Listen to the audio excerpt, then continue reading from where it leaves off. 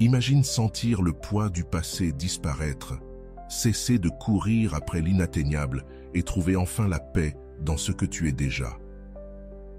Dans cette vidéo, tu vas découvrir le secret millénaire du bouddhisme pour te libérer de ce qui te fait souffrir. D'abord accepter, puis relâcher. Je vais te montrer, pas à pas, comment entraîner ton esprit grâce à l'attention pleine et transformer l'attachement en liberté intérieure. Tu apprendras 3 pratiques essentielles, le calme, la vision et la bienveillance aimante. Elles te connecteront à ta force intérieure et à la fin, tu verras comment vivre ce pouvoir chaque jour, simplement et concrètement. Si tu es prêt à lâcher ce qui t'enchaîne et à trouver la vraie paix, reste avec moi dans ce voyage. Le pouvoir de lâcher prise. Pourquoi c'est si important? Tout change. Rien ne reste identique très longtemps. Pourtant, nous vivons comme si nous pouvions figer les choses. Nous nous accrochons à des personnes, à des souvenirs, à des idées ou même à des émotions qui n'ont plus de place dans notre vie. Mais plus nous nous accrochons, plus nous souffrons. Lâcher prise n'est pas une perte, c'est une libération.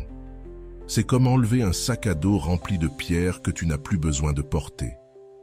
Quand tu lâches, ton esprit s'allège, ton cœur respire. Un espace nouveau apparaît là où il n'y avait que du bruit, de la culpabilité ou de l'attachement. Et c'est dans cet espace que tu peux enfin grandir, voir plus clair, avancer. Un moine bouddhiste disait que c'est comme nettoyer une pièce sombre. Il faut d'abord enlever ce qui l'encombre pour pouvoir ouvrir les fenêtres et laisser entrer la lumière. Lâcher prise, c'est aussi désactiver le mécanisme de la douleur répétée. Combien de fois revivons-nous une conversation passée, une erreur, une relation terminée? Dans cette répétition, le même mal se rejoue encore et encore. Mais le jour où tu décides de le laisser partir, le cycle s'arrête, le silence s'installe, et dans ce silence, tu trouves la paix. Cela ne veut pas dire oublier ou nier ce qui s'est passé. Lâcher prise, c'est remercier ce qui a été, en tirer des leçons et le laisser partir avec respect. C'est arrêter d'attendre que le passé soit différent ou que l'avenir se plie à nos attentes. C'est vivre avec authenticité, sans masque, sans exigence. Et c'est là que naît la clarté. Ce qui semblait une perte devient un cadeau. Ce qui blessait devient un enseignement. Ce qui enfermait libère. Accepter avant de lâcher. La clé cachée. On ne peut pas lâcher ce que l'on n'a pas accepté. Accepter, c'est voir les choses telles qu'elles sont. Ce qui est arrivé, ce que l'on ressent, qui l'on est. Sans justifier, sans se battre, sans maquiller la réalité. Accepter, ce n'est pas se résigner ni abandonner. C'est dire, voilà ce qui est, voilà ce que je ressens, voilà ce qui s'est passé, et c'est correct. Quand on nie nos émotions, elles restent piégées en nous, mais lorsqu'on les reconnaît, elles commencent à se transformer. Ce que l'on accepte perd son pouvoir de nous blesser. Avant de continuer, si tu n'es pas encore abonné à ma chaîne YouTube, je t'invite à le faire dès maintenant. En t'abonnant, tu seras informé de toutes mes nouvelles vidéos, ce qui te permettra de ne rien manquer de contenu précieux. Dans la pratique bouddhiste, c'est essentiel. On ne fuit pas ses émotions, on les observe. La colère, la tristesse, la peur, la jalousie. Tout a sa place et tout a quelque chose à nous apprendre. Ce que l'on nie se répète. Ce que l'on accepte, on peut enfin le relâcher. Imagine une émotion que tu as du mal à accueillir. La tristesse, la culpabilité, la solitude. Plutôt que de la repousser, invite-la à s'asseoir avec toi, comme un vieil ami qui a quelque chose d'important à te dire. Tu n'as pas besoin d'être d'accord avec elle. Il suffit de la regarder, de l'écouter, d'être là. Quand on accepte, on arrête de lutter. Et quand on arrête de lutter, on trouve le repos. On réalise qu'il n'est pas nécessaire de tout changer pour être en paix. Il suffit de cesser de résister. Développer l'attention plena, l'entraînement de l'esprit. Une fois que tu comprends qu'il faut accepter avant de lâcher, la question se pose. Mais comment accepter ce qui me fait mal, ce qui me dérange, ce qui me dépasse? La réponse est dans une pratique fondamentale du bouddhisme, l'attention pleine. C'est bien plus qu'une technique, c'est une manière de vivre. Elle entraîne l'esprit à voir clairement, à répondre au lieu de réagir, à être en paix avec ce qui est. La pratique est simple, mais exigeante. Revenir encore et encore au moment présent. Revenir à la respiration, au corps, à ce qui se passe ici et maintenant, sans courir vers le passé, sans fuir vers le futur. Dans la tradition bouddhiste, on commence par observer sa respiration non pour la contrôler, mais pour la sentir. Chaque inspiration est une occasion de revenir. Chaque expiration est une manière de lâcher. Avec le temps, cette pratique change ta façon de vivre. Tu remarques tes pensées avant qu'elles ne t'envahissent. Tu observes tes émotions sans te laisser emporter. Tu es plus présent avec les autres et avec toi-même. Et c'est dans cette présence que naît la liberté. Celle de choisir, de ne pas répondre par la colère, de voir la peur sans lui obéir, de lâcher la critique avant qu'elle ne devienne attaque. L'attention pleine crée un espace entre ce que tu ressens et ce que tu fais. Cet espace change tout, car c'est là que tu peux décider. Ceci, je l'accepte. Ceci, je le laisse partir. Le plus beau, c'est que tu n'as pas besoin de conditions spéciales pour pratiquer. Tu peux le faire en marchant, en mangeant, en lavant la vaisselle. Il suffit de ramener ton esprit à maintenant, de sentir, d'écouter, d'observer, sans jugement, avec bienveillance et curiosité. Il y a une phrase que répètent de nombreux maîtres, « Là où va l'attention, va la vie ». Et c'est vrai. Si ton attention est tournée vers le passé, ta vie se remplit de nostalgie, de culpabilité ou de ressentiment. Si elle est tournée vers le futur, surgissent l'anxiété, l'attente et la peur. Mais si tu arrives à entraîner ton esprit à être ici et maintenant, tout change. Car le présent est le seul endroit où nous pouvons vivre, guérir et lâcher prise. Dans cette pratique, il ne s'agit pas de vider l'esprit, ni d'éviter les pensées. Il s'agit de les voir venir, de les reconnaître et de les laisser passer, comme des nuages dans le ciel. Tu ne t'y accroches pas, tu ne luttes pas, tu observes simplement. Et dans cette observation, quelque chose se libère. C'est ainsi que commence le chemin vers une vie plus consciente, moins réactive, avec plus d'espace intérieur. Dans le prochain chapitre, nous verrons comment cette pratique se complète avec 3 outils fondamentaux du bouddhisme qui nous aident à aller encore plus loin, la vision et la bonté bienveillante. 3 piliers qui, si tu les appliques, peuvent transformer non seulement ton esprit, mais aussi ta façon entière d'être au monde. Les pratiques essentielles, calme, vision et bonté bienveillante. Une fois que nous commençons à entraîner l'attention, nous entrons dans un terrain plus profond. C'est là que le bouddhisme propose 3 pratiques comme base solide pour soutenir ce processus intérieur, lâcher prise, accepter et vivre en paix. Ces pratiques ne sont pas théoriques. Ce sont des outils vivants qui se cultivent avec patience et constance. Le calme mental, la vision claire et la bonté bienveillante. Chacune joue un rôle essentiel sur le chemin vers la liberté intérieure. La première, le calme mental, aussi appelé samatha le calme, est cet état où l'esprit cesse de s'agiter et d'aller d'une pensée à l'autre. C'est comme un lac qui s'apaise jusqu'à devenir transparent. Pour y parvenir, il n'est pas nécessaire de forcer quoi que ce soit. Il suffit de s'asseoir, respirer et observer. Petit à petit, l'esprit cesse de courir après les distractions et commence à se stabiliser. Alors surgit une profonde paix intérieure. Tu n'as plus besoin de fuir, de contrôler ou de toujours être occupé. Tu es simplement là. Et ce calme est une médecine pour l'âme, mais le calme seul ne suffit pas. On peut être tranquille sans comprendre ce qui nous arrive. C'est pourquoi vient la deuxième pratique, la vision claire ou vipassana. Ici, l'attention devient plus fine, plus lucide. On commence à voir comment fonctionne l'esprit, comment naissent les émotions, comment on réagit aux stimuli, le calme non pas comme un juge, mais comme un observateur attentif. C'est comme allumer la lumière dans une pièce longtemps restée dans l'obscurité. Tout devient visible.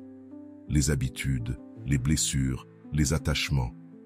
Cette compréhension nous libère car elle nous montre que toute expérience est impermanente. Rien ne dure éternellement. Les émotions montent et descendent, les pensées apparaissent et disparaissent. Même la douleur change si tu l'observes avec patience. Et si tout change, il n'y a aucune raison de s'accrocher. Si tout passe, on peut lâcher prise. La troisième pratique, la bonté bienveillante, le calme ou le calme, est peut-être la plus révolutionnaire. Elle nous invite à ouvrir notre cœur, même au milieu de la douleur. C'est l'art de souhaiter du bien, de cultiver une attitude de douceur envers soi-même et envers les autres. Il ne s'agit pas de faire semblant ou d'être faussement positif, mais de reconnaître que tous, absolument tous, cherchons à être heureux. Même ceux qui nous ont blessés, même ceux que nous ne comprenons pas. Quand on reconnaît cela, quelque chose se détend à l'intérieur. Une tendresse naît et guérit. La bonté bienveillante commence par toi. Tu peux répéter des phrases comme « que je sois bien »,« que je sois en paix »,« que je sois libre de toute souffrance ». Au début, cela peut sembler artificiel, mais avec le temps, ces mots deviennent une véritable intention qui s'étend ensuite aux autres. D'abord à ceux que tu aimes, puis à ceux qui te laissent indifférent, et enfin à ceux qu'il t'est difficile d'accepter. Ce processus transforme non seulement tes relations, mais aussi ta vibration intérieure.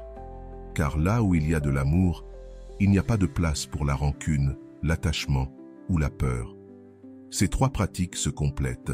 Le calme crée l'espace, la vision apporte la clarté et la bonté bienveillante transforme cet espace et cette clarté en compassion. Ensemble, elles t'aident à lâcher prise, non pas par fuite, mais par compréhension. Transformer l'attachement en liberté intérieure. L'attachement n'est pas l'amour, même si on les confond souvent. Ce sont des forces opposées. L'amour libère, l'attachement enferme. L'amour laisse de l'espace, l'attachement veut contrôler. Sans nous en rendre compte, nous passons notre vie à nous accrocher à des personnes, des idées ou des désirs, pensant que sans cela, nous ne serons pas heureux. Mais le bouddhisme enseigne que l'attachement est la cause même de la souffrance. Ce n'est pas parce que nous voulons quelque chose, mais parce que nous croyons en avoir absolument besoin pour aller bien.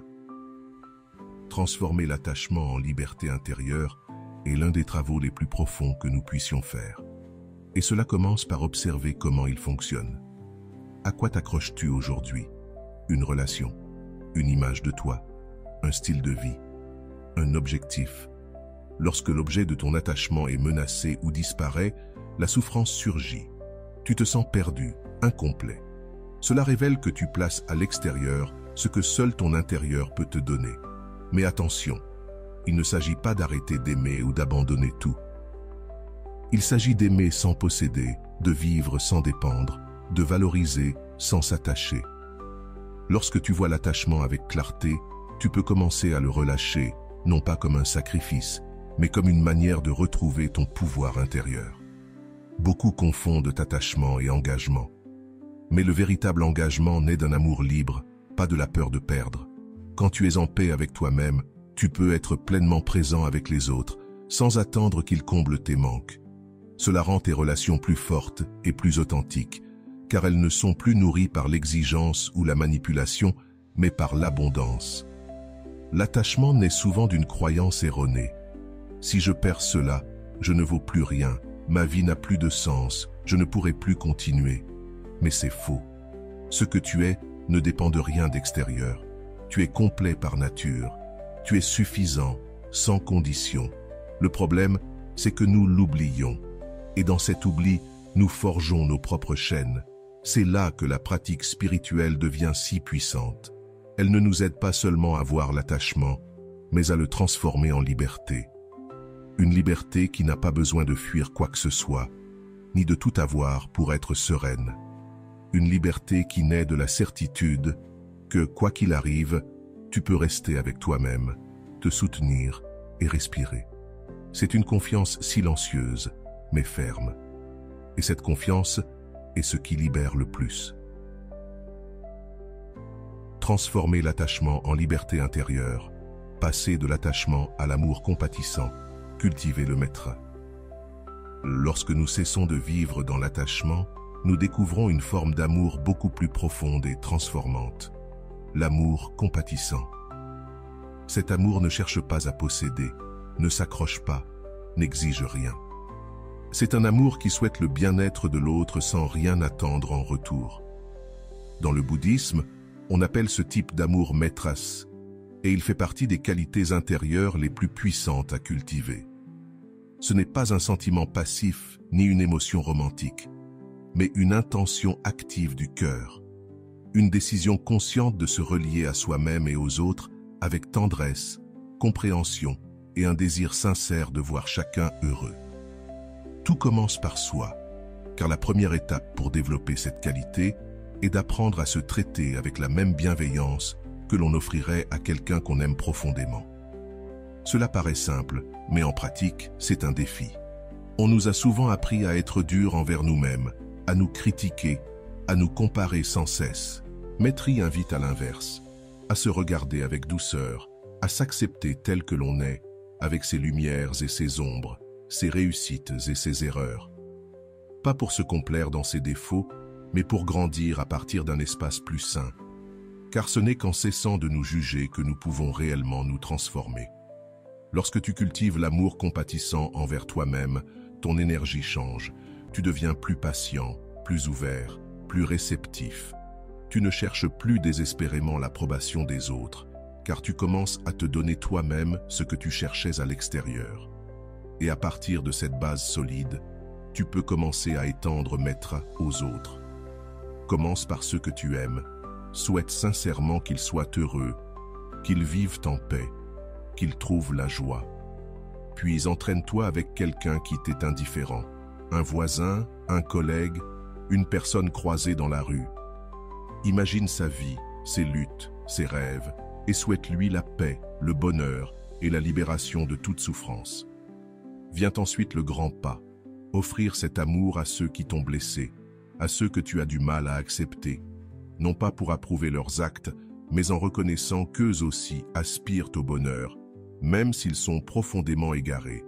Ce geste n'est pas facile, et il ne se fait pas du jour au lendemain, mais c'est l'un des plus puissants pour te libérer de la haine, du ressentiment et de la rancune. Cette pratique transforme non seulement ton cœur, mais aussi ton regard sur les autres. Tu commences à voir avec plus de compassion, à comprendre que derrière chaque acte blessant se cache une souffrance non résolue. Et au lieu de réagir avec colère, tu peux répondre avec compréhension, le calme non par faiblesse, mais par une force intérieure qui naît de ta propre guérison. Ce qu'il y a de beau dans cette pratique, c'est qu'elle ne nécessite rien d'extérieur, seulement t'asseoir, respirer et commencer par souhaiter le bien pour toi-même, puis pour tous. C'est comme allumer une bougie dans l'obscurité. Au début, elle n'éclaire qu'un peu, mais si tu la gardes vivante, sa lumière s'étend. Un jour, tu te rends compte que tu n'es pas seulement plus en paix, mais que tu aides aussi les autres à trouver la leur. Du détachement à l'amour compatissant, intégrer le maître. Intégrer tout cela, c'est vivre l'art de lâcher prise chaque jour. Ce chemin que nous avons parcouru ensemble ne se termine pas ici. En réalité, c'est maintenant que tout commence. Car tout ce que nous avons vu, le calme accepté, lâcher prise, observer, calmer, aimer le calme n'est pas une belle idée théorique, mais une pratique quotidienne, une manière d'être au monde. Le vrai défi, c'est d'ancrer cela dans ta vie quotidienne. Ce n'est pas seulement vivre des moments de calme au milieu du chaos, mais faire de toute ta vie une pratique, faire du lâcher-prise une habitude, de l'attention un style de vie, de l'amour, une réponse naturelle. Vivre l'art de laisser aller chaque jour ne signifie pas vivre détaché de tout ni indifférent, mais vivre plus léger, plus présent, plus vrai. C'est savoir reconnaître quand tu t'accroches à quelque chose qui n'a plus de sens et faire ce pas intérieur pour le relâcher sans violence ni drame. Parfois, ce sera une pensée qui tourne en boucle, parfois une émotion qui revient avec force, parfois une attente déçue. Peu importe. Si tu sais revenir à toi, respirer, observer et accepter, alors tu peux lâcher prise. Il n'est pas nécessaire de le faire parfaitement calmement. Personne ne le fait. Il y aura des jours où tu retomberas dans les mêmes schémas, où tu n'arriveras à rien lâcher. Dans ces moments, souviens-toi de l'essentiel. Ne te juge pas, ne t'abandonne pas. Reviens simplement le calme, la respiration, au corps, à toi. Puis, recommence. Voilà le véritable art. Non pas éliminer la souffrance, mais apprendre à naviguer avec plus de sagesse. Une manière simple de l'intégrer est de créer de petits espaces de silence dans ta journée. Quelques minutes au réveil, un instant avant de dormir, une promenade sans téléphone, une tasse de thé en silence, une pause consciente au milieu du travail. Ces instants, aussi courts soient-ils, te reconnectent à l'essentiel. Ils te rappellent que tu n'es pas tes pensées, ni tes émotions, ni tes réussites. Tu es la conscience qui les observe. Avoir une phrase qui t'accompagne aide aussi beaucoup. Un rappel simple comme « cela aussi passera » ou « je peux lâcher ». Ce ne sont pas des formules magiques, mais elles ont le pouvoir de te réveiller lorsque ton esprit se perd dans le bruit. Elles agissent comme des ancres au milieu de la tempête, te ramenant vers la rive. Et peut-être le plus important, chaque fois que tu choisis de lâcher, même un peu, même juste pour un moment, tu entraînes quelque chose de profond en toi. Tu rééduques ton esprit, tu lui apprends qu'il peut avoir confiance, qu'il peut relâcher le contrôle, qu'il peut se reposer. Cette confiance, en grandissant, devient une paix qui ne dépend plus de rien d'extérieur. C'est cela, la vraie liberté. Ce n'est pas fuir, c'est choisir. Choisir chaque jour, à chaque situation, à chaque émotion. Plus tu pratiques, plus cela devient naturel. Plus ton être au monde devient authentique. Car tu ne portes plus ce qui ne t'appartient pas. Tu ne te définis plus par ce que tu as perdu. Et tu n'as plus besoin que quoi que ce soit change pour être en paix. Voilà le cadeau de ce chemin. Il ne change pas ce qui se passe à l'extérieur, mais transforme complètement la façon dont tu le vis à l'intérieur. Et dans ce changement, la vie devient plus légère, plus aimante, plus vraie. Alors, continue à marcher, à lâcher prise, à revenir à toi. Et surtout, continue à cultiver cette liberté intérieure que personne ne pourra jamais t'enlever, car tout ce dont tu as besoin pour vivre en paix est déjà en toi. Si ce voyage t'a parlé, abonne-toi à la chaîne pour ne manquer aucune des prochaines vidéos et partage dans les commentaires ce qui t'a le plus touché, ce que tu es prêt à laisser aller ou comment toi, tu vis cet art chaque jour. Ta voix fait partie de ce chemin et elle sera toujours la bienvenue ici.